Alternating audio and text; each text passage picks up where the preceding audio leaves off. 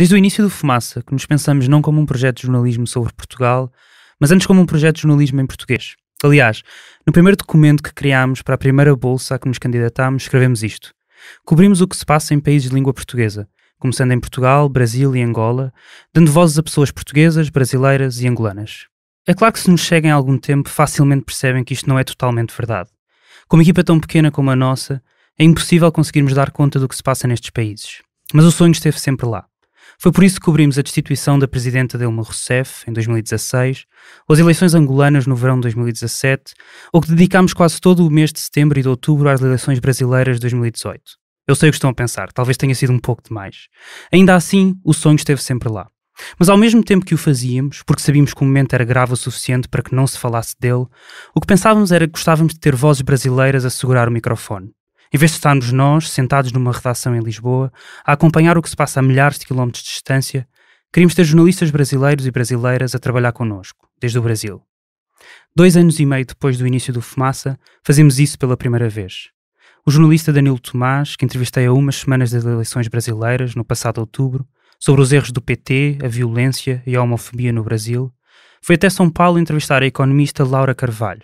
Esta é a primeira de 2 peças que o Danilo publicará com o Fumaça durante as próximas semanas. Subscrevam em fumaca.pt para receber a nossa newsletter e os nossos episódios.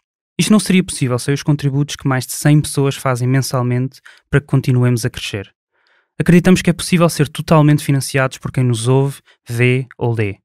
Se queres continuar a ouvir entrevistas como esta e fazer parte da nossa comunidade, contribui em fumaca.pt/contribuir. Agora sim, vamos ao episódio.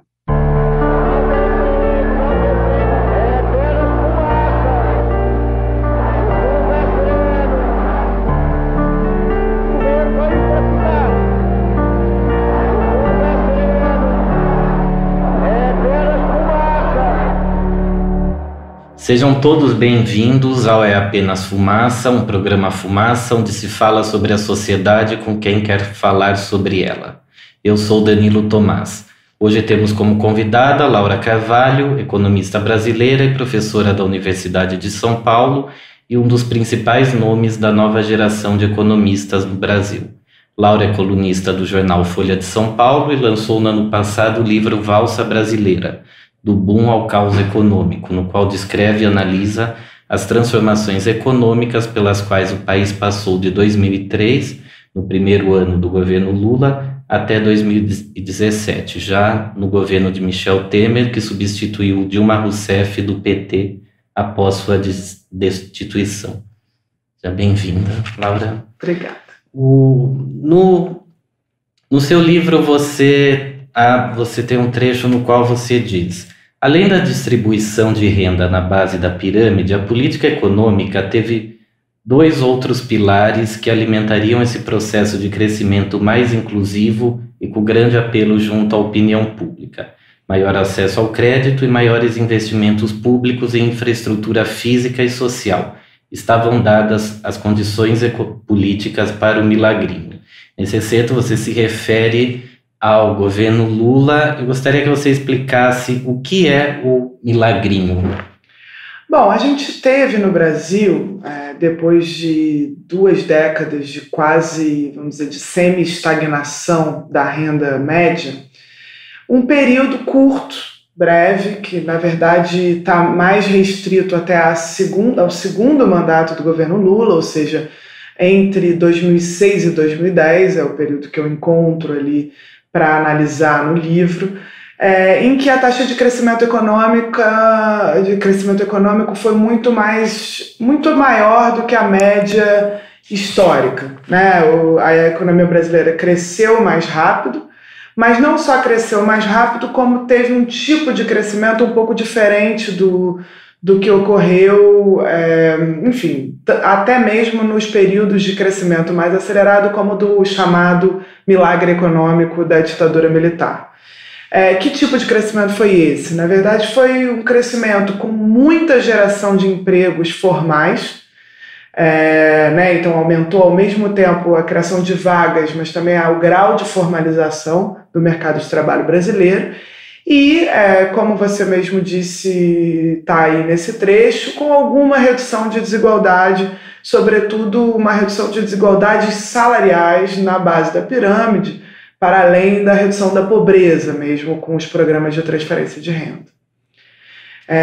Daí, enfim, acho que esse período ele foi chamado de milagrinho, o economista Edmar Baixa que criou esse termo, mas é evidente que ele também coincide não só com as políticas econômicas domésticas que estimularam o mercado interno, como também com um período de cenário externo muito favorável. Então, é como se o Brasil tivesse ali aproveitado bem um cenário que era muito bom para os produtos de exportação brasileiros. Então, o preço da soja, do petróleo, do minério de ferro subia muito rapidamente, e isso, na verdade, deu algum conforto para também o orçamento público, fazendo com que essas políticas pudessem ser realizadas, estimulando o mercado interno, sem gerar um problema de dívida pública, com controle inflacionário também, etc.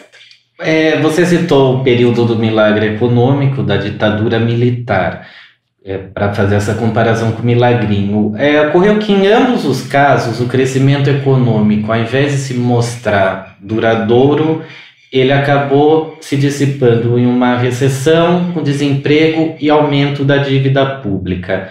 O que eu quero entender nesse caso, nessa valsa do governo Lula? O que era estrutural e o que era ilusório em termos de crescimento econômico?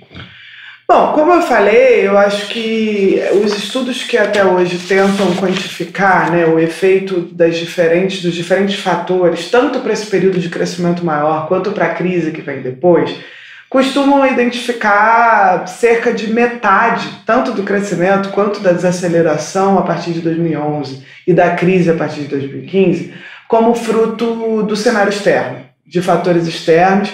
E também, né, uma outra parte disso vem de choques internos, favoráveis ou desfavoráveis. No caso, desfavoráveis, a gente sabe de alguns, o próprio impacto da Operação Lava Jato na economia, enfim, coisas que a gente pode discutir daqui a pouco. Então sobra para a política econômica, vamos dizer, uma outra metade ou até um pouco menos disso, na explicação tanto dos acertos, daquilo que ocorreu até 2010, quanto dos erros de política que vem depois. É evidente que quando a gente olha para a macroeconomia, é sempre difícil, né, fazer o que a gente chama de contrafactual, ou seja, o que teria ocorrido caso essas políticas não tivessem sido realizadas.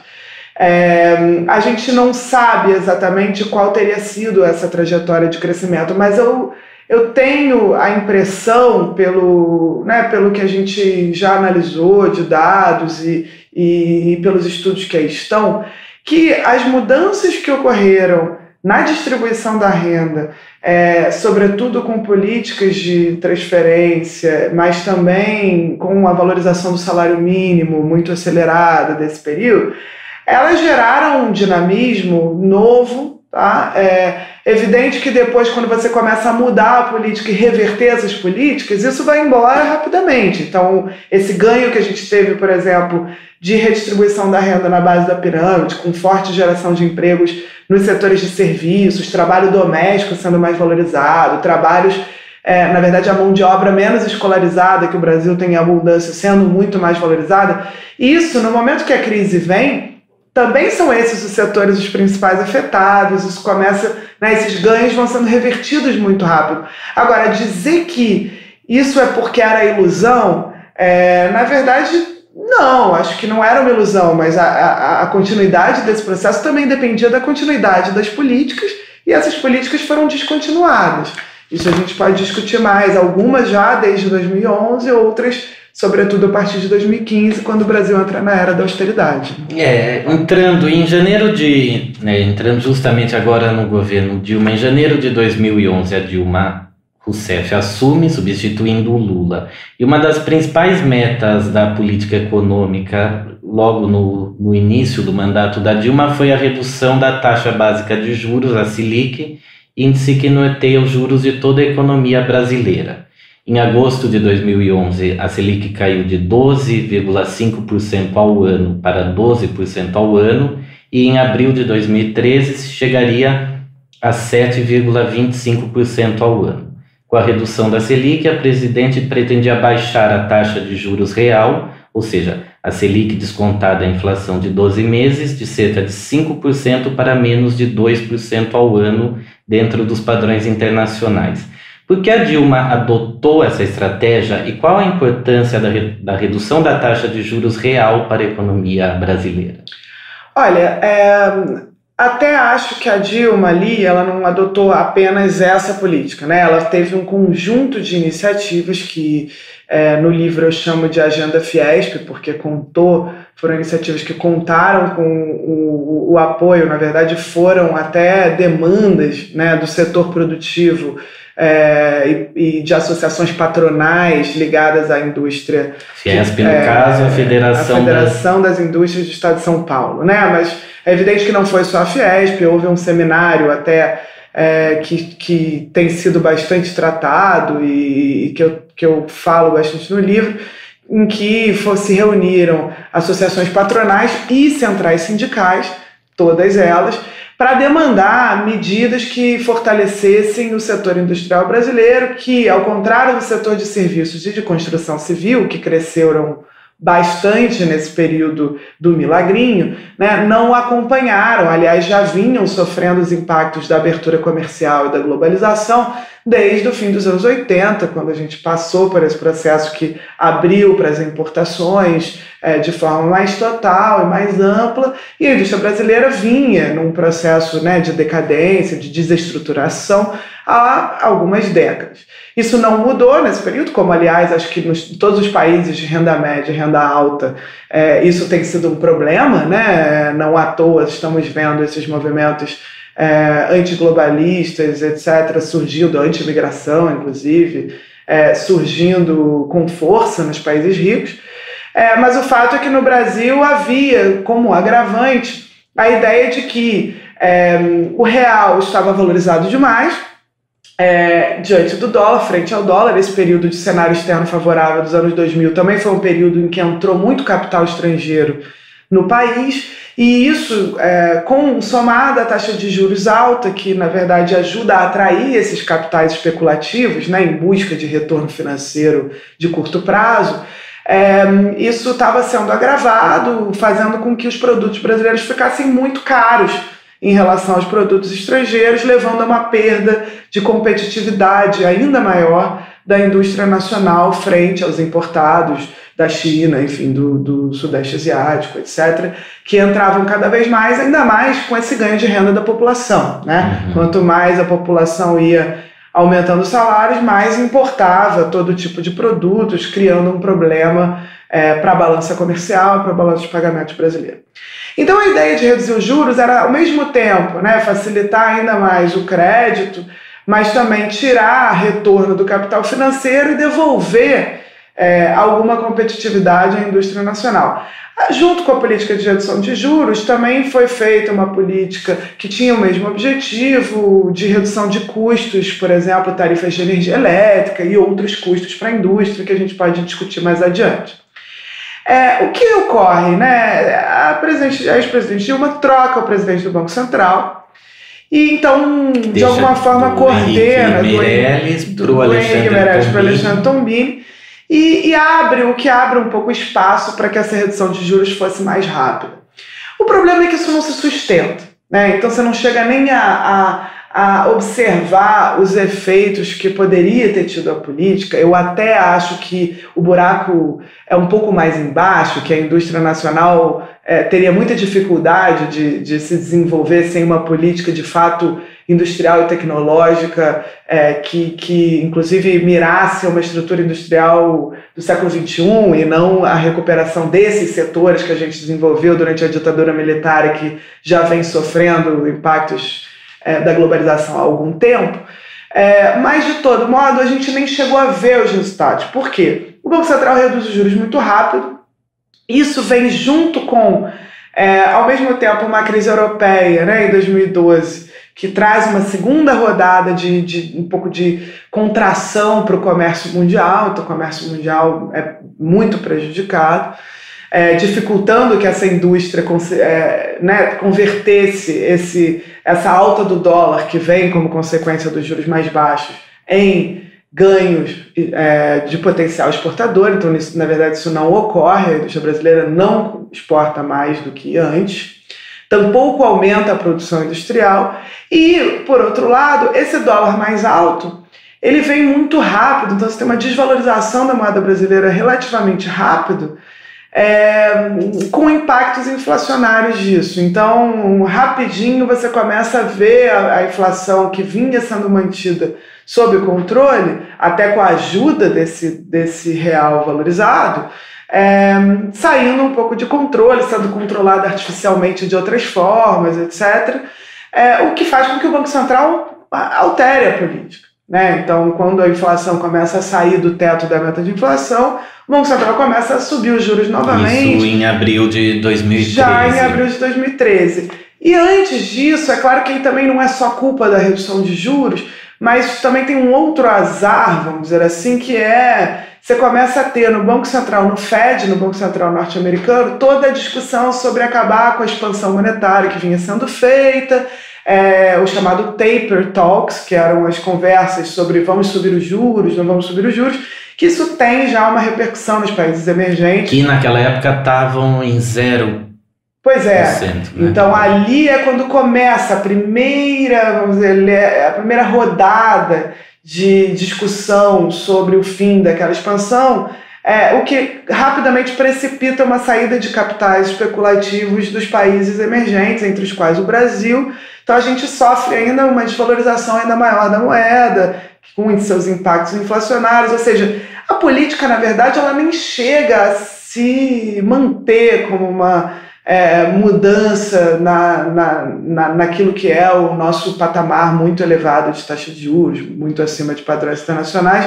A gente não consegue ver muito resultado, né? O que a gente vê, na verdade, ao mesmo tempo que isso acontece, a reversão também de outros dos pilares que estimulavam o crescimento econômico. Agora, por que essa questão, tanto da taxa de juros Selic quanto da inflação, são um problema aqui no Brasil?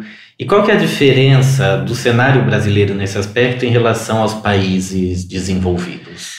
Bom, a taxa de juros brasileira, na verdade, ela já é alta, né? Desde quando a gente ainda não tinha entrado no regime de metas de inflação, que a gente fez em 99, e a gente aplicava um regime de câmbio fixo, né? E a taxa de juros ela tinha que ser mantida muito elevada, porque a gente precisava, para manter essa taxa de câmbio fixa, atrair muito capital de fora.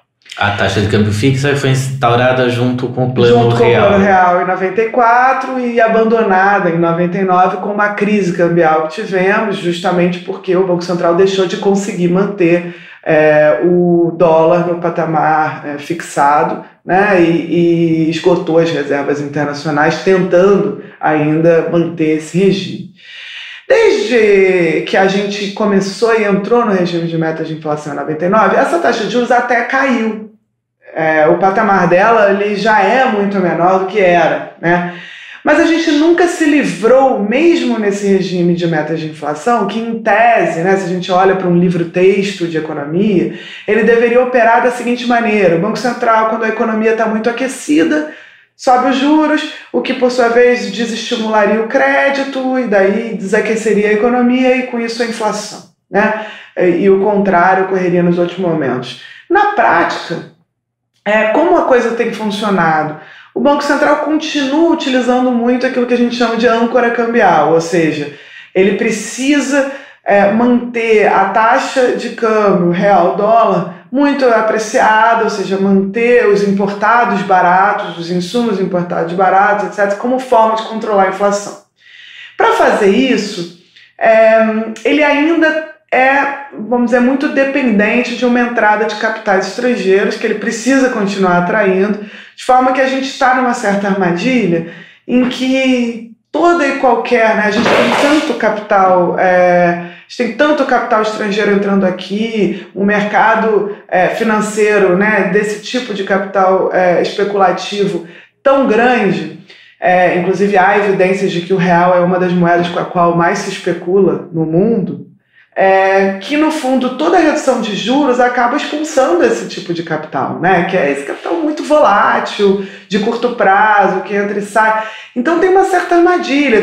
Há quem defenda, por exemplo, que a única maneira de sair dela não é simplesmente reduzir os juros, porque aí você cria esse processo inflacionário rapidamente com essa saída de capitais, mas sim estabelecer controles de capitais, ou seja, taxações e outro tipo de coisa para tentar frear essa quantidade de dinheiro que entra aqui, né, de dinheiro, enfim, em busca de retorno de curto prazo, e com isso começar a mudar um pouco o perfil até dos investimentos externos que o Brasil recebe, né?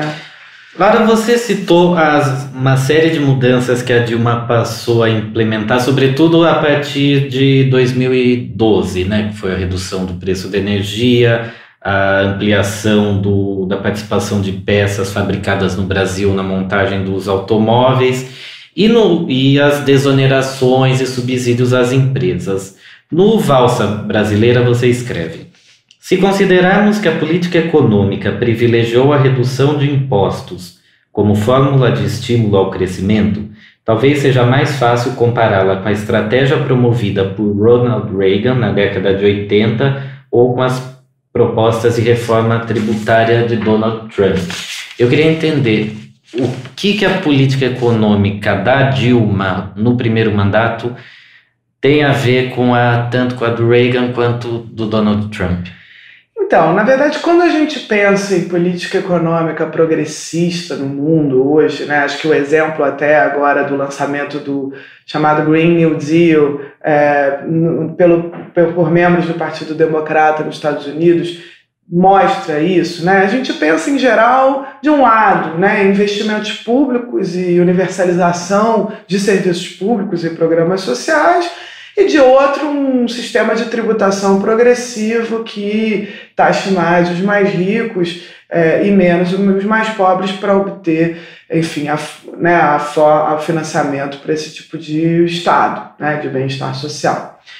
O que é esse programa, ou essa agenda Fiesp que a Dilma estabelece em 2011? Né? Ela, na verdade, foi um pouco o contrário. Você até manteve os programas sociais, mas você acabou retirando o peso que você tinha dos investimentos públicos, então aquela expansão que a gente observava dos investimentos públicos de mais de 25% ao ano, em termos reais, durante o segundo governo Lula, com o PAC, né, que era o Programa de Aceleração do Crescimento, que era coordenado pela Dilma, né? Coordenado pela Dilma, dá lugar a uma semi-estagnação. Os investimentos federais cresceram mais de 20% ao ano, passam a crescer menos de 1% ao ano. Então é uma mudança, vamos dizer, radical. A gente pode até discutir se essa mudança ela foi intencional ou se ela foi mais um resultado também de um orçamento público menos confortável, né? E acabou vindo mais como consequência do que como uma decisão. Mas o fato é que aquele pilar dos investimentos públicos foi abandonado e o que veio no lugar foi um programa de incentivos aos setores industriais, privados, etc. Não só industriais, no início eram os industriais, mas esse programa de redução de impostos acabou sendo estendido para quase toda a economia, e aí não é só culpa do governo, pode ser também, boa parte disso veio pelo Congresso, então o próprio Congresso Nacional, que sofre influência, né, de setores com alta concentração de poder econômico e político, acabou estendendo esses benefícios para muitos outros setores da economia.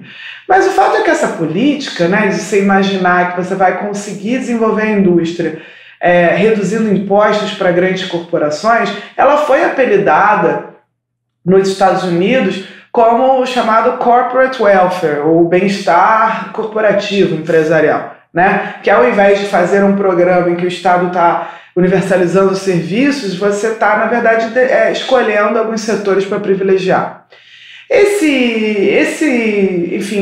A ideia de que isso funcionaria como um motor de crescimento que acabaria beneficiando a todos, gerando empregos e renda para a sociedade como um todo, foi apelidada, né, nos Estados Unidos de trickle-down economics, que foi a base justamente do Reaganomics, né, que é a economia ou a política econômica do governo Reagan, que até defendia que por conta desses efeitos, né, de gotejamento do topo para a base, que ao reduzir os impostos no topo, nas corporações, você acabaria beneficiando todo mundo, isso até geraria um aumento de receitas para o governo, que financiaria o próprio programa, ou seja, não geraria um desequilíbrio nas contas públicas, né?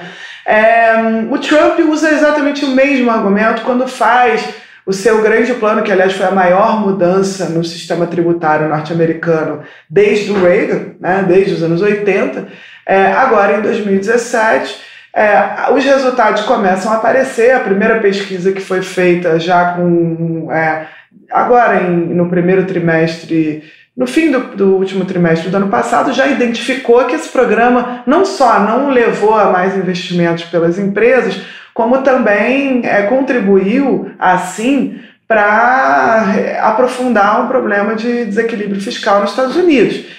E aqui no Brasil não foi diferente, né? O programa do governo Dilma acabou tendo um custo muito elevado. Essas desonerações de imposto, elas não levaram nem a indústria brasileira a ficar mais competitiva. A própria ex-presidente Dilma Rousseff faz uma autocrítica grande em relação a essa política. Ela fala que, numa entrevista que ela deu no New York Times e outras entrevistas, que esse talvez tenha sido o principal erro dela. Ela achou que os empresários fossem transformar essas desonerações em investimento e, na verdade, simplesmente embolsaram lucros maiores, né? E, na prática, isso contribuiu substancialmente para piorar a situação fiscal. Não foi o único fator, é claro que a própria desaceleração da economia que vem em 2011, por razões externas e internas, contribui também para diminuir a arrecadação de impostos, mas as duas coisas juntas acabaram criando vamos dizer, deixando bem mais vulnerável aos olhos da opinião pública e, sobretudo, da oposição, o governo, porque aí você começa a ter um problema de desequilíbrio que é crescente. Aí você tem, né, as tais manobras fiscais ou contabilidade criativa, que são tentativas de esconder esse déficit crescente, que acabam sendo usado como pretexto até para o processo de impeachment depois. Agora, essa questão da reindustrialização, que você tocou algumas vezes, ela é uma questão que divide muitos economistas brasileiros, que alguns mais à esquerda costumam focar muito na questão que o Brasil precisa se reindustrializar para criar empregos qualificados, e outros mais liberais, mais à direita, dizem que não. Eu queria, qual que é a sua visão sobre reindustrialização? Olha, eu acho que é impossível para um país como o Brasil e periférico não ter indústria, tá? Eu acho que a gente precisa, até mesmo para ser capaz de continuar um processo de redistribuição de renda, em que a gente, né, é evidente que junto com a redistribuição de renda a gente consome mais, né, porque você está falando de uma população que era completamente excluída do mercado de consumo, né, o Brasil sendo esse país tão desigual. É impossível você imaginar um processo de redução de desigualdade que não leve a consumo e consumo também de bens industriais. Só por isso, você já percebe que não é sustentável imaginar um processo que venha todo baseado nas importações de bens industriais e com a estrutura produtiva local brasileira sendo apenas de serviços. Por quê? Porque serviços a gente não exporta. Então, isso significaria importar cada vez mais coisas e não ter o que exportar, que não o quê? As commodities, né? Minério de ferro, soja, commodities agrícolas e commodities, enfim, minerais, extrativos minerais, petróleo, e que são as coisas que a gente exportou e tem exportado, né? Na maioria, na maior parte da nossa pauta.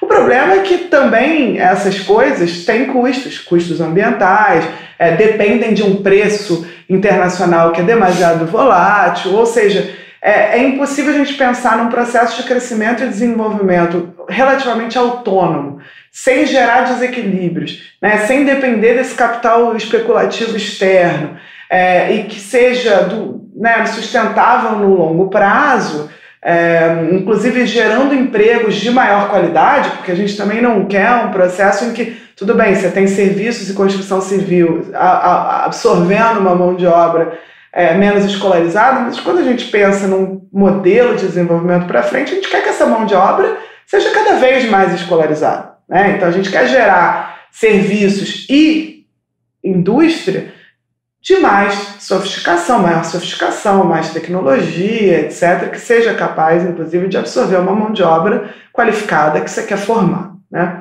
Agora, o problema é o seguinte, qual é essa reindustrialização? Então, eu acho que dentro da esquerda brasileira há muita divergência, não em relação a ter que ter um setor industrial com potencial exportador, com potencial de geração de emprego de salários mais altos, de melhor qualidade, com o crescimento da produtividade, com a incorporação de novas tecnologias. Acho que isso é quase consensual dentro da esquerda, né? De fato, como você falou, os setores mais liberais acham que tanto faz, né? Aquela história de que tanto faz fabricar computer chips ou potato chips, né? Batata frita ou chips de computador, para uma economia de mercado em que você simplesmente deixa o mercado agir, é indiferente, né? Mas, pelas evidências que a gente tem, né, de processos históricos de desenvolvimento, nenhum país cresceu sem desenvolver um parque industrial, tecnológico, e não fez isso também sem o apoio do Estado. Então, aí tem o livro da Mariana Mazzucato, que é um best-seller hoje em dia, que mostra claramente que todas as peças do iPhone vieram, em alguma medida, de investimento estatal, seja no complexo militar norte-americano, seja outro tipo de investimento. Não, e o próprio Brasil é um exemplo disso, se você puxar o Brasil de 30 até 1900. Então, assim, acho que não há dúvida de que o Estado tem que promover esses setores industriais, pelo menos se você tem uma visão de que essas tecnologias não vêm sozinhas e de que elas são necessárias e de que esse potencial exportador é necessário para que a gente mantenha algum equilíbrio e a possibilidade mesmo de crescer sem gerar nenhum tipo de restrição ou crise como aquelas que vivemos no passado, né? Crises cambiais. A dúvida é a seguinte: fazendo redução de imposto para os setores industriais desenvolvidos no período da ditadura militar, então automobilística, o que sobrou da indústria têxtil, algumas indústrias de base que o Brasil ainda tem, que vem sofrendo muito com a globalização, ou é um projeto, é um desenho de uma política industrial mirando o século XXI, inclusive com maior consciência do seu impacto ambiental, pensando mais até em desenvolver alguns setores estratégicos em que a gente possa ter esse potencial exportador do que simplesmente em uma política horizontal generalizada, enfim, de beneficiar todo mundo com esse custo alto, né? E começa a parecer um pouco antidemocrática essa escolha, né, de, bom, então por que o BNDES, que é o Banco de Desenvolvimento no Brasil, ou por que a política da Fiesp ela dá incentivo para esse setor e não para aquele? É algo que é muito difícil justificar numa sociedade democrática. Então, o que eu algo também que é parte das sociedades democráticas. Mas me parece que esse tipo de planejamento ele tem que seguir muito mais a linha do que a própria Mariana Mazzucato e outros economistas industriais brasileiros têm defendido, que é a linha de você atrelar a política social, de saúde pública, a política de educação pública, a própria política de investimento em infraestrutura, de saneamento, de transporte urbano, etc., que são as demandas da sociedade brasileira, eixos de incentivo à produção local de novas tecnologias e, enfim, produtos e setores. Então, pegar os eixos que já são escolhidos pela sociedade como prioritários e incorporar nesses eixos uma política industrial. Isso foi feito no setor de saúde. Se você olhar no Brasil, uma das poucas políticas industriais que realmente funcionou desse período foi a voltada para o Complexo Industrial da Saúde, que utilizou a política de compras públicas do Sistema Único de Saúde, que é o nosso SUS, né, que é o nosso sistema de saúde público, gratuito e universal, para desenvolver indústrias de equipamentos médicos hospitalares em que hoje o Brasil já exporta. Então veja que pensar a política industrial não significa reduzir imposto para os setores de uma indústria moribunda que talvez nem seja a prioritária. Então a gente quer o quê? A gente quer a indústria automobilística, que hoje no Brasil é basicamente montagem, porque as peças vêm todas quase de lá. É esse o nosso foco? Será que é possível salvar essa indústria e esse é o nosso objetivo? Ou será que a gente quer desenvolver uma indústria de trens urbanos e VLTs, ou que é essa tecnologia, entende? O exemplo chinês, ele fornece 1000 possibilidades e, a meu ver, eu acho que a agenda seguida pelo governo Dilma não considerou uma estratégia de longo prazo. Ela foi muito mais passiva, reativa às pressões do atual setor industrial do que propriamente ativa no sentido de desenhar, de planejar e até, dessa forma, se blindar e vacinar a política da corrupção no sentido mais amplo, que é basicamente a pressão, a influência, enfim, para benefício de cada setor, né? Se você desenha uma política estratégica de longo prazo, você vacina essa política de todo esse tipo de pressão que a gente acabou vendo, não só em alguns pontos da Operação Lava Jato, mas mesmo na política econômica em geral. Agora, mesmo países que entraram para a quarta revolução industrial, como Estados Unidos e a França, eles também têm uma desigualdade grande entre áreas ricas, desenvolvidas tecnologicamente, urbanas, e aqueles bolsões onde antes existia indústria e hoje não tem mais nada. E justamente nesses lugares é que ocorre o fenômeno eleitoral do Trump, da Marine Le Pen, da Frente Nacional. Como é que o Brasil se insere nesse contexto? Você acha que são contextos comparáveis ou não? Não, eu acho até que claro que a gente sofre o impacto da globalização no que restava da nossa indústria, que também já nunca chegou a ser, vamos dizer, tão importante assim, mesmo dentro da nossa economia, mas me parece que a gente sofreu de forma diferente esses impactos. Então, como eu vinha dizendo, né, nesse período, por exemplo, de 2006 a 2010, foi um período em que esse processo de globalização, que na verdade vem com um crescimento chinês muito acelerado, ainda que no curto prazo, nos beneficiou, né? Então, ao contrário dos países ricos que têm, vamos dizer, têm sofrido de forma linear e crescente com esse fenômeno de globalização, sobretudo em termos de desigualdade, desemprego, etc., no Brasil, o crescimento chinês mais acelerado valorizou produtos que a gente exporta. A gente pode discutir se a gente quer ou não exportar esses produtos, mas o fato é que isso levou a uma possibilidade de fazer uma redistribuição de renda na base da pirâmide bastante significativa. O que você não mudou foi o topo, né? O topo da pirâmide continuou se apropriando de uma parcela altíssima da renda nacional ao longo desse período inteiro.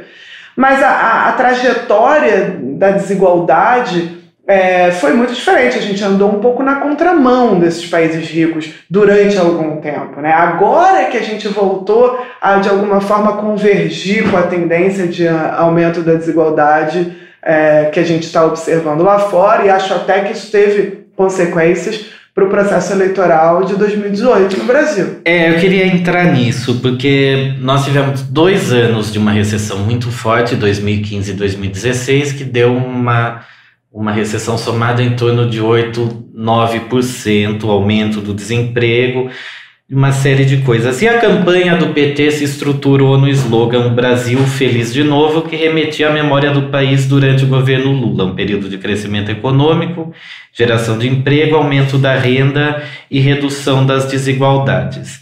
Ainda assim, o candidato Jair Bolsonaro, hoje presidente, venceu em 4 das 5 regiões brasileiras, e em 4 estados onde o PT havia sido vencedor desde 2002, como o Rio de Janeiro e Minas Gerais. O que acontece? O que explica isso? Por que essa memória não foi suficiente para dar a 5ª vitória eleitoral e consecutiva ao PT? Bom, tem 4 anos aí, né, antes desse processo eleitoral, que eu acho que a gente tem que entender, né? Primeiro, eu acho que naquele período, mesmo naquele período de crescimento mais acelerado, se a gente olhar para os dados que hoje estão sendo aprofundados até a partir de dados tributários brasileiros, o orientando do Thomas Piketty, o Mark Morgan, que trabalha com os dados do Brasil, mostrou isso muito claramente. O que a gente vai ver é que houve um crescimento da renda muito forte na base da pirâmide e um crescimento da renda muito forte no topo da pirâmide. Mas o meio da pirâmide, que o Mark Morgan chama de o miolo espremido, ou the squeezed middle, ele nunca ganhou em termos relativos. Ele, pelo contrário, ele foi perdendo participação na renda nacional ao longo desse período. E esse miolo, no caso brasileiro, equivale a uma renda de uma pessoa pobre na Europa, na França. A gente não está falando de uma classe média no sentido cultural de classe média, né? Essa classe média no sentido cultural, no Brasil, equivale ao topo da distribuição de renda, não ao meio, né? Então esse pessoal que ganha no Brasil entre 2 e 5 salários mínimos já não tinha ganho muito com aquele processo. Quando a desaceleração vem em 2011 e sobretudo com a crise em 2015 passa a sofrer queda e redução na sua renda e sobretudo insegurança econômica cada vez maior dada a escalada do desemprego, né?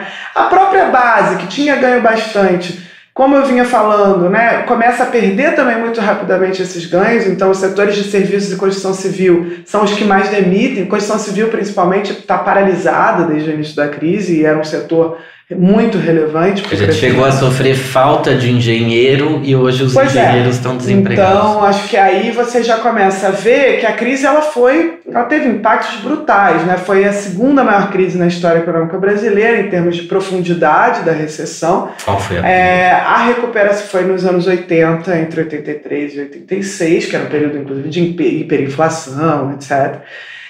Mas o fato é que a gente está vivendo também a mais lenta recuperação da história das crises. Então, desde 2015, no fim de 2014, foi ladeira abaixo. Claro, junto a isso, né, é evidente que, como na Europa, a crise tem sido aproveitada para implementar um modelo de austeridade, de ajuste fiscal muito dramático, com cortes em áreas prioritárias, com investimentos públicos não sendo suficientes nem para cobrir a depreciação, né, para fazer a manutenção de estradas, etc. Aliás, eu tenho a hipótese de que várias das tragédias que a gente está vendo no Brasil em 2019 também, de alguma forma, vêm como consequência dessa crise, dessa falta de investimento em manutenção, etc., que acompanha essa era de austeridade, né? E isso, é claro, que vai criando nas pessoas uma desilusão muito grande.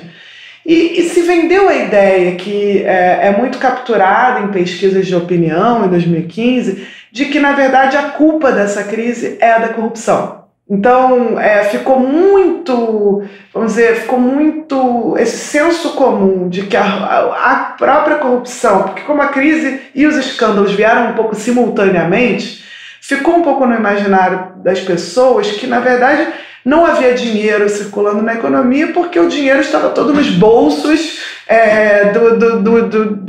dos líderes do PT. Quer dizer, a roubalheira, entre aspas, né, do PT é que teria levado a essa crise. Por isso eu estou sem emprego, por isso eu estou sem renda, por isso eu estou vivendo pior, por isso o serviço de saúde piorou. Enfim, tudo fica nesse imaginário um pouco associado, e me parece que isso, é claro, tem que ser mais investigado. É até o tema do meu novo livro que eu estou trabalhando, é um pouco olhar para esses dados eleitorais, entender geograficamente e também por faixa de renda, né, como que o PT perdeu mais votos justamente entre aqueles que estavam perdendo renda. Eu acho que esse miolo aí, né, da distribuição de renda de 2 a 5 salários mínimos parece ter sido crucial. Então, pesquisas do Datafolha apontam essa faixa como aqui onde o PT mais perdeu voto, entre 2014 e 2018.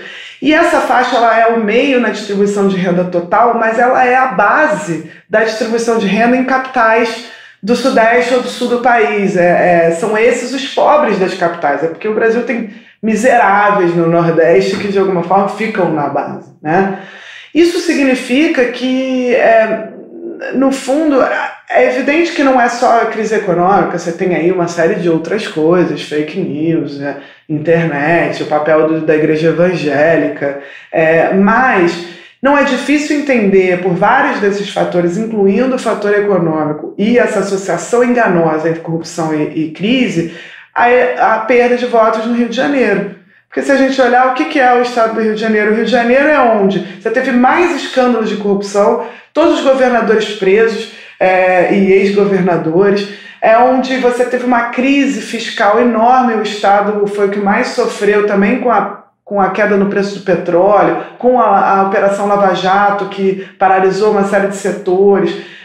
Então, assim, você teve as Olimpíadas adiando um pouco esse processo, mas depois ele veio de forma ainda mais brutal, o Estado sem pagar seus funcionários públicos, e junto a isso, esses escândalos de corrupção recorrentes, eu acho que ali, claro, também tem um problema de segurança pública, também é onde, né, o estado de origem do Bolsonaro, é onde a igreja evangélica mais cresceu nesse período. Agora, tudo isso parece transformar o Rio num certo caldeirão, né, que explica muita coisa e onde todos esses elementos jogam ao mesmo tempo para explicar o porquê do PT ter perdido ali mais votos. Nas contas que eu fiz, dos 200 municípios brasileiros onde o PT perdeu mais votos no segundo turno, nas eleições presidenciais, entre 2014 e 2018, claro que percentualmente, né, o Rio de Janeiro tem 50. Então, se você pega os 200 municípios no Brasil inteiro, onde o PT mais perdeu votos, 50 são no Rio. Tem um dado interessante, São Gonçalo, que é a segunda maior cidade do estado do Rio. A Dilma teve em 2014 68% dos votos e o Bolsonaro, em 2018, teve 67%.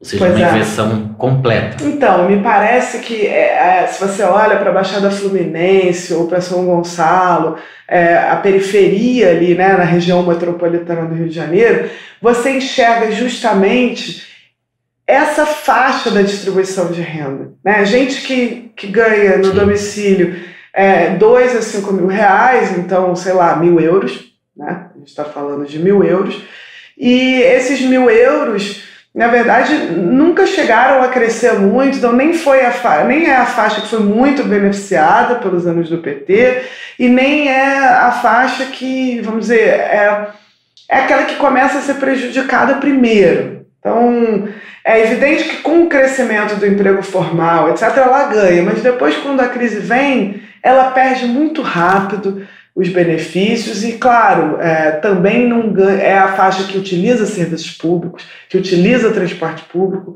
que também sente mais na pele, né, os efeitos da austeridade. E aí acho que ela, enfim, junto com o problema de segurança pública que afeta muito essas áreas e com a igreja tomando um pouco o lugar do Estado como, né, rede de proteção nesses lugares, acaba optando mesmo pela mudança radical, o que acho que muitas vezes a esquerda não percebe, que não necessariamente é por uma convicção fascista ou por convicção nas ideias de extrema-direita, né? E acho que no mundo as pesquisas, também na eleição do Trump, no Brexit, no Reino Unido, etc., vêm identificando que muitas vezes a própria situação econômica pior e a insegurança econômica, ela enseja uma busca por culpados em que, não sei, no caso dos países ricos, vem sendo os imigrantes, né, que roubaram os empregos, etc., mas no caso do Brasil acabou sendo a corrupção do PT, a esquerda, né? Mas se não houvesse um problema econômico, por que no mensalão, no escândalo do mensalão no governo Lula, isso não se converteu em mudança, perda de votos, né? Acho que ali, quando as coisas estão indo bem, é um pouco diferente. A igreja evangélica já estava ali. Junto com o PT. Mas a raiva... junto com o PT. Então, acho que a raiva, ela só foi canalizada também para esse populismo de direita, bolsonarista, etc., porque havia um certo problema de fundo que era, bom, o PT já não estava entregando, né, resultados concretos, né? O governo Dilma começa em 2015 com um ajuste fiscal draconiano, do qual não era falado nas eleições. Ela praticamente implementa a agenda da oposição, né? Dá um certo susto essa crise. Eu acho que ela tem impactos maiores até do que vem sendo tratado no debate. Você acha que o Mano Brown então tinha razão quando, há uma semana do segundo turno de outubro de 2018, ele disse naquele ato em apoio ao Haddad no Rio que o Partido dos Trabalhadores, Partido do Povo, tem que entender o que o povo quer? Você acha que o PT se afastou do povo? Eu até não acho que é uma questão... Na forma como ele colocou, né, parece que é um problema de comunicação, quase. Eu até acho que tem muitos problemas de comunicação, mas a minha sensação é que tem problemas mais de fundo, né? Assim, que o povo não está bem, a crise econômica bateu forte, a gente está com desemprego de 13%, entre jovens ainda maior. Quer dizer, não é só que o PT não está comunicando bem, o PT deixou de entregar, o PT se deu bem nos processos eleitorais, que sucederam períodos em que ele entregou. O fato é que ninguém quer saber se foi porque teve um cenário externo favorável ou um cenário externo desfavorável. O PT ele consegue se dar bem enquanto ele está entregando desemprego baixo, melhora nos serviços, investimentos públicos, expansão da universidade, isso, aquilo, enfim. Não estou dizendo nem que foi muito radical, mas conseguiu avanços importantes na área social, redução significativa da pobreza.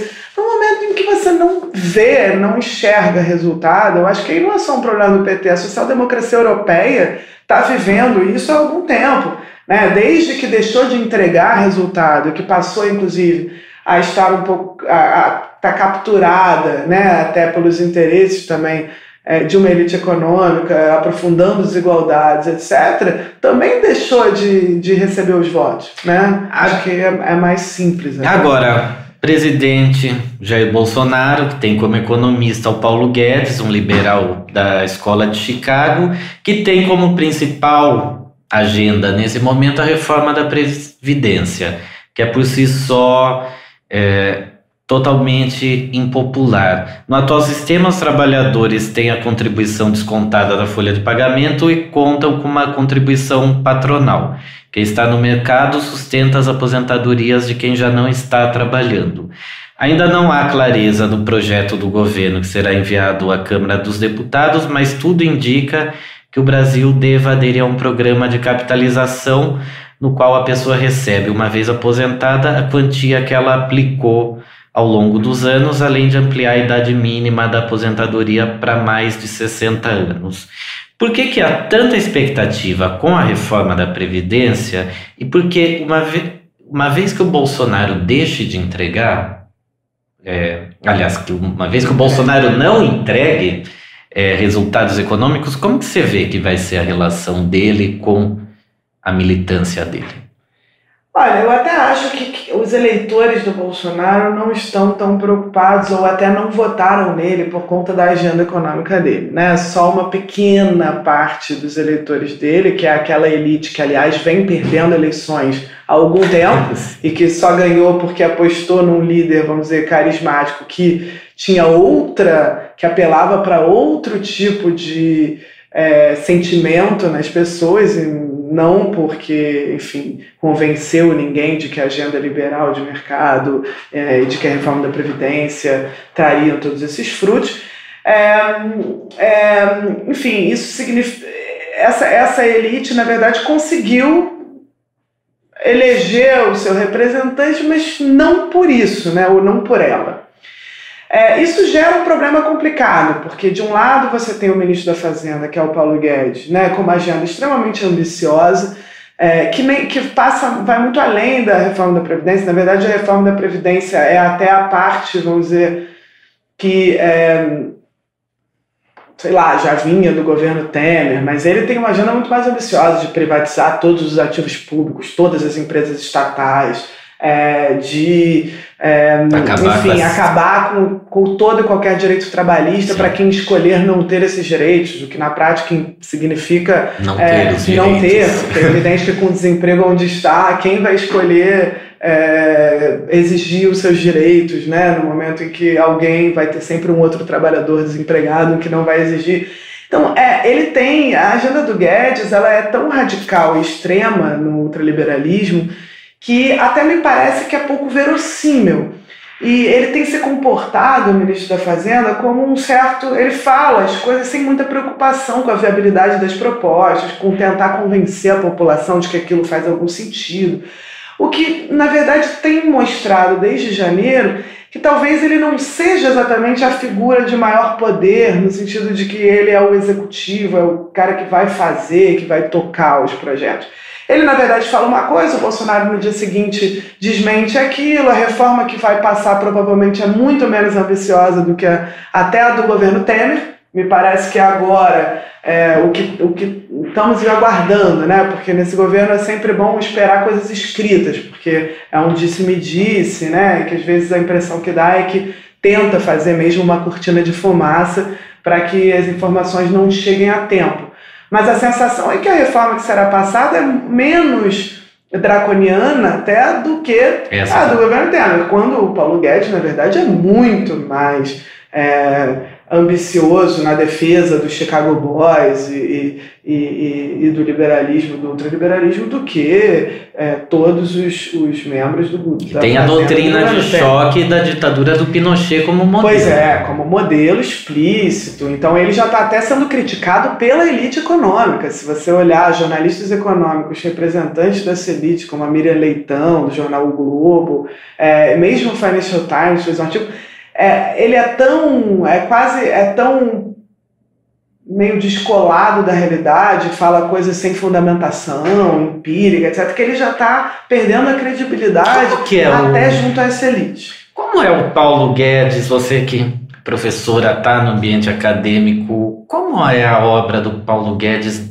dentro da universidade? Qual a influência dele? Ele não tem influência dentro da universidade, ele fez o doutorado em Chicago, mas sempre trabalhou no mercado financeiro e, aliás, é muito pouco aceito nos círculos, até nos círculos de economistas liberais mais ligados à academia. E como até no o caso da PUC-Rio. Pois inclusive acho até que a ida dele ao governo, assim, Bolsonaro, foi a grande oportunidade, né, que ele teve de assumir algum poder, porque não era um nome discutido como possível ministro da Fazenda no Brasil, nunca foi. Né? Então, acho que ele tem assumido um pouco um papel ali, meio do guru, que fala umas coisas, mas que está, na verdade, meio na linha do resto do governo, né? De falar um pouco para as redes sociais e menos de realmente trabalhar para viabilizar a agenda e as propostas. Então, eu até acho possível que a gente aprove alguma versão de reforma da Previdência mais amena do que a do governo Temer. A partir de então, acho que o governo já não tem capital político para fazer grandes outras empreitadas. Você diz a partir dessa reforma. A partir dessa reforma.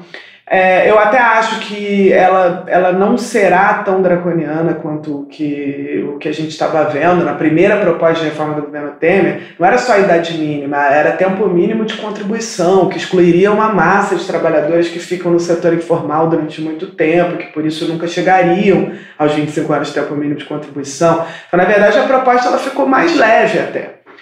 E acho até que será aprovada.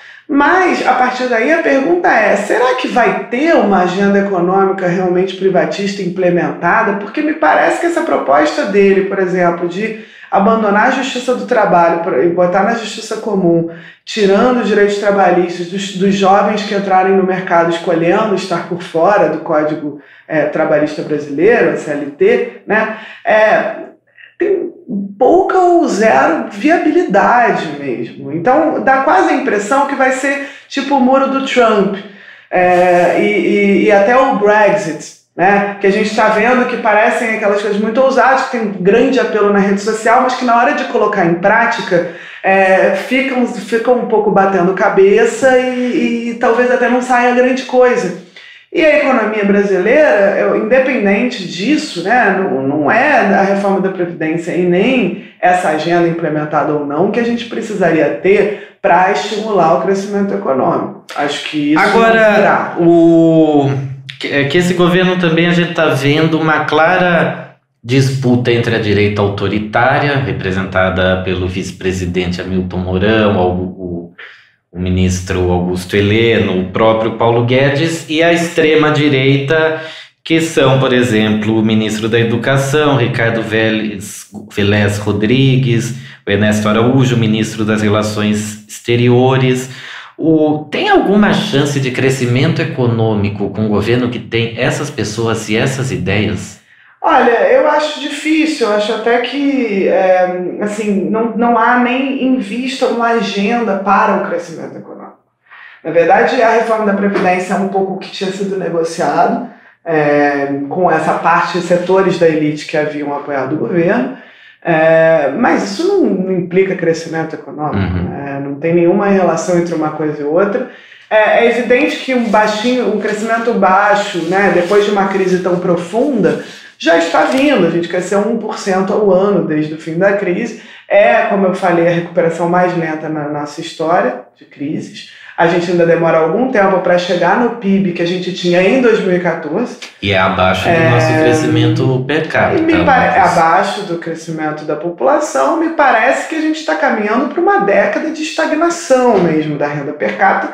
E não tem, nem nesse governo, aliás, nem no anterior, nada sendo discutido que vise uma injeção de ânimo, de fato, na economia brasileira, né? Que exigiria, por exemplo, um grande programa de elevação da tributação para financiar um programa de investimentos ou algo assim, né? Que injete demanda numa economia que está paralisada, com consumidores ainda endividados, com empresas ainda endividadas, um setor externo que não ajuda, porque o resto do mundo também está entrando numa desaceleração global. Então, não vejo de onde viria, né? E agora, o governo vai sempre propagandear que vem. Então, a gente vai observar um nível de propaganda, isso já começou muito alto. No governo Temer já vinha sendo feito, né? De cada indicador ser, vamos dizer, interpretado como uma grande recuperação da economia, quando na prática a gente vê o mercado de trabalho ainda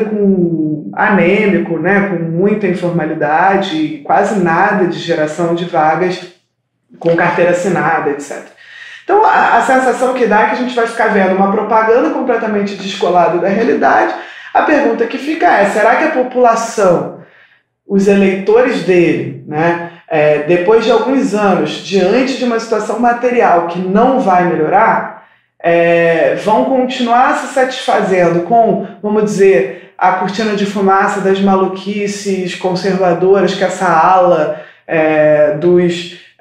vamos dizer, outro dia eu vi uma outra, você falou em direita, extrema-direita e direita autoritária, né? Alguém definiu como, tem a ala militar, tem a ala liberal e tem os malucos. Os malucos seriam esses daí, que falam coisas sem o menor sentido, etc.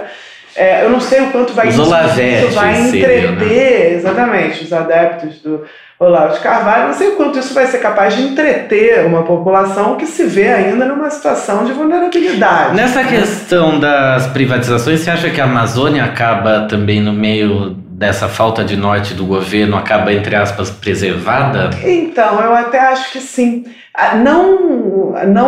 É claro que não inteiramente, porque eu acho que vai ter muita coisa que a gente não vai ver. Então, a fiscalização vai diminuir muito, a punição, o desmatamento vai diminuir muito. E então, tem um estímulo direto à violência. Os ruralistas se sentem mais poderosos e, portanto, não se preocuparão muito com o Estado, né, na hora de tomar as iniciativas que já querem tomar. Então, até acho que vai haver um desmatamento, um crescimento de desmatamento.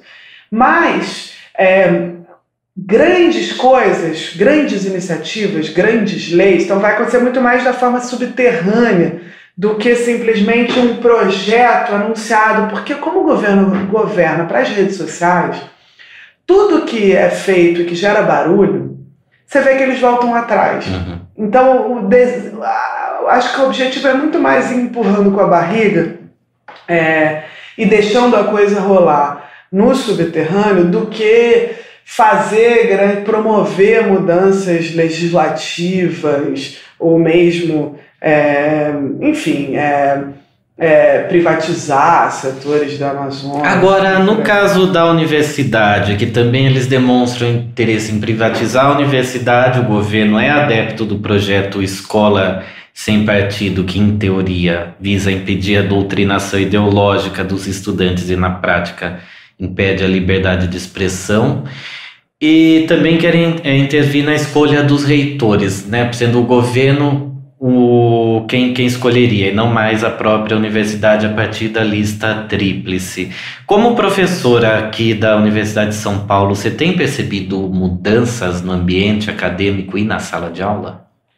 Olha, eu ainda não, tá? Eu acho que também a gente está falando aqui de uma certa ilha, né? A Universidade de São Paulo, sendo a maior do país, é uma universidade estadual.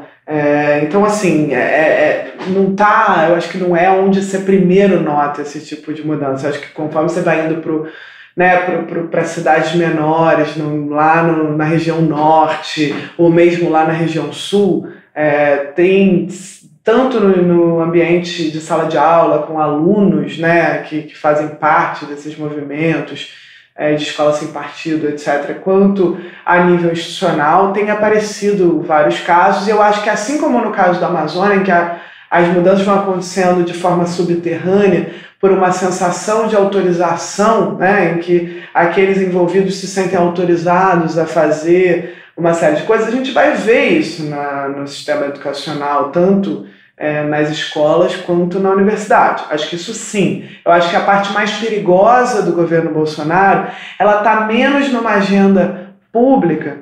Eu até acho que o projeto de escola sem partido não vai passar, mas isso é uma aposta arriscada, tá? Porque pode ser que passe. Diferentemente da agenda econômica, eu acho que ali há vamos dizer, uma pressão que inclui congressistas, etc., que tem uma vontade política maior, da igreja evangélica, de todos aqueles que estão ligados a essas demandas, mas me parece que o problema maior está nesse nível, vamos dizer, da convivência em diferentes esferas públicas e privadas, em que, né, comportamentos truculentos, extremistas, censura, etc., começam a aflorar por uma sensação de que, bom, se no Estado isso é defendido, eu também posso, aqui, fazer justiça com as minhas próprias mãos ou resolver o que for. Isso acho que é um problema, vamos dizer, mais grave, mais estrutural até, do que propriamente a agenda do governo, que eu acho que é um governo fraco, na verdade. Não é um governo tão forte. Ele até é forte no Congresso, mas se você começa a observar esses primeiros passos, né, você vê que ele está um pouco sem coordenação, que as coisas que saem no dia seguinte são desmentidas. Quem governa para a rede social não faz muita coisa. Eu acho que o que a gente está observando já nas outras experiências do Trump, do Brexit, etc., é que governar para a rede social implica em menos ações concretas do que, por exemplo, um governo Temer, que não tinha nenhum compromisso com absolutamente ninguém e que causou estragos permanentes, né? Uma flexibilização de lei trabalhista, ajustes e cortes draconianos, quer dizer, vamos ver. Eu acho que o Bolsonaro ainda vai ter que lidar com um problema que a gente tem um teto de gastos que muito possivelmente será descumprido. Isso vai levar no ano que vem, ou até talvez esse ano, mas acho que mais provavelmente no ano que vem, há um problema de um conflito grande dentro do governo, porque as cláusulas dessa legislação automática elas implicam que em caso de descumprimento, na verdade, você deixa de estar autorizado a dar reajuste de salário mínimo, você deixa de poder fazer concurso público. Tem um monte de coisas lá que entram em vigor em caso de descumprimento que vão levar a um certo caos institucional no governo, fora que esse governo não tem experiência, né? Então acho que demora até um tempo para que eles aprendam como é que mexe com a máquina pública, como é que aprova um orçamento público. A experiência ali é realmente quase nenhuma, né? A impressão que dá é que eles tiraram todo mundo com alguma experiência em gestão e estão ainda tentando descobrir o caminho das pedras, né? E cada um tentando ganhar poder dentro dessa gaiola de louco. E para fechar, Laura, em abril de 2018, você esteve no Sindicato dos Metalúrgicos em São Bernardo do Campo, momentos antes da prisão do ex-presidente Lula. Eu gostaria que você contasse como foi aquele dia, como o ex-presidente Lula estava, que momentos te marcaram naquela ocasião. Olha, eu na verdade fui ali um pouco, quase que prestar uma homenagem, me despedir, né? Enfim, até tive com ele. A minha relação com o Partido dos Trabalhadores é nenhuma, né? Eu não faço parte do partido, nunca militei no partido, não tenho ligação com o Lula, a não ser quando ele me convidou para falar em ocasiões e depois que já não era presidente da República, né?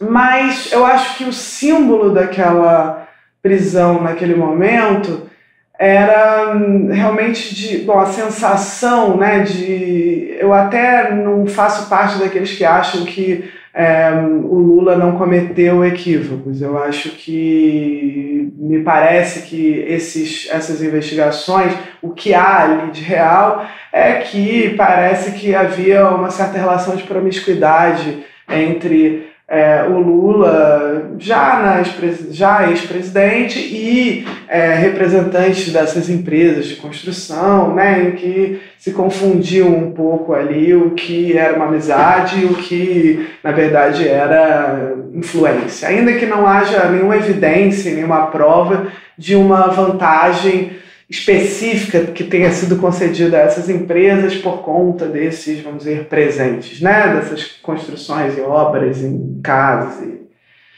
Me parece que, apesar disso tudo, né, o problema não é esse. Eu acho que, independente de você atribuir ou não alguma culpa ao Lula, é nítida a perseguição que ele sofre, é nítida a forma como, né, seletiva como a justiça tem se comportado, no caso dele, em relação a de outros políticos relevantes que estiveram implicados em escândalos, seja no PSDB, seja em outros partidos. Então, até hoje, o Michel Temer, vamos ver, né, mas parece ter tido muito mais evidência contra ele e não sofreu nada. Eu acho que essa seletividade ela causa uma indignação, porque, na verdade, ela se encaixa dentro de um quadro geral de perseguição à esquerda como um todo. E eu acho que até o fato do Lula ser, a meu ver, né, ter sido um presidente que fez até muito menos em termos de mudança estrutural do que se gostaria. Assim, ele não fez grandes mudanças radicais no sistema tributário, no injusto sistema tributário brasileiro. A renda dos mais ricos cresceu muito mais rápido do que a renda da classe média e dos pobres nesse período. Enfim, se você olha, né, lucros dos bancos, enfim, qualquer elemento que você encontra, você vai ver que a elite se beneficiou tremendamente, porque o Lula era um conciliador. Até por ser um conciliador, acho que também fez esteve tão próximo desses setores corporativos, etc., e acabou implicado em escândalos de favorecimento ilícito, né? Acho que ele, na verdade, era, dentro da sua trajetória de sindicalista, um negociador que tentava fazer essa conciliação entre esses diversos setores. E por ser isso, e sofrer essa perseguição, a sensação que dá é que não se pode fazer nada, é que a elite brasileira ela não está disposta a deixar nenhum tipo de avanço social, redução de desigualdade, mesmo que restrita à base, mesmo que sem tocar nos privilégios do topo, aconteça impunemente, né? E eu acho que ali o episódio da prisão ele era quase que uma prova, um atestado para qualquer tipo que tenta limitar e travar e bloquear qualquer tipo de transformação social e qualquer iniciativa progressista que a gente almeje ter no futuro. Havia esse sentimento de estar sendo O sentimento travado. era um pouco esse, assim, o sentimento era de que, bom, se o Lula, né, está sendo preso, o que resta? Se ele, que na verdade fez tudo para conciliar com essas pessoas, para ser aceito por essas pessoas, até levando a erros dele, que, a meu ver, são altamente condenáveis, enfim, se ele está nessa situação, né, nessa idade, tendo a trajetória que teve, sendo o maior líder popular da história do país, etc., está nessa situação, o que nós podemos fazer aqui nesse país? É quase que uma sensação de que não há, de terra arrasada mesmo, de que qualquer tentativa de transformação social num país com esse nível de abismo social vai estar fadada a ser, né, limada, dizimada, como o PT foi. Então, acho que é muito mais do que o Lula, é muito mais do que o PT, é quase que a sensação, a própria utopia da esquerda que é, enfim, é uma tentativa de assassiná-la com aquela prisão. Então, acho que aquele momento ali, ele representava muito mais do que uma prisão de uma pessoa. Acho que é por aí. Certo. Laura, muito obrigado pelo seu tempo. Nós falamos com Laura Carvalho, economista e professora da Universidade de São Paulo. Eu sou Danilo Tomás e esta é mais uma edição do É Apenas Fumaça.